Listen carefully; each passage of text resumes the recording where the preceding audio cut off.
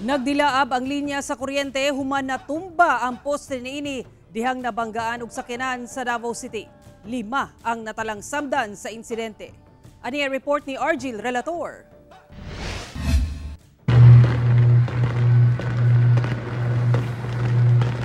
Daw nahimong pabuto ang sunod-sunod nga piti ug pagdilaab gikan sa linya sa kuryente sa sitio Bugak, Barangay Suwawan, Marilog District, Davao City, Sabado sa gabi. Human natumba ang poste niini dihang nabanggaan sa usa ka SUV. Sa investigasyon sa Marilog Police, gikan Bukidnon ang maong SUV ug laing truck paingon sa Davao City.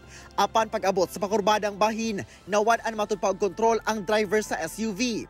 Hinungdan nga midiratso kini sa kilid sa kalsada ug mibangga sa road railings, lakip ang poste sa kuryente hangtod nahulog kini sa open creek.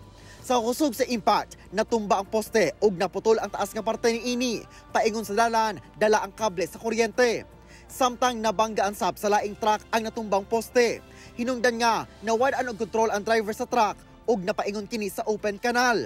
Mihawa matud pa ang masakay sa SUV human ang insidente. Apan mi report pagkaugma sa Marilog Police. Explanation ana is nabalik man dito sa ato ang Marilog Police Station is ning kuanto sila gidala nila ang mga samaran dito sa hospital para ma-save nila no kay na may mga samaran. So nag-explain sila after sa incident mo itong nihawa sila. 5 matud pa ang samdan sa maong disgrasya. 3 ang sa SUV ug 2 ang sa truck. Tungod sab sa insidente, nakasinati og brownout ang pipila ka residente sa lugar. Hinoon, nabalik na gilayon ang linya sa kuryente. Kauban si Melchor Awing sa kamera. Ako si Argil Relator para sa One Mindanao.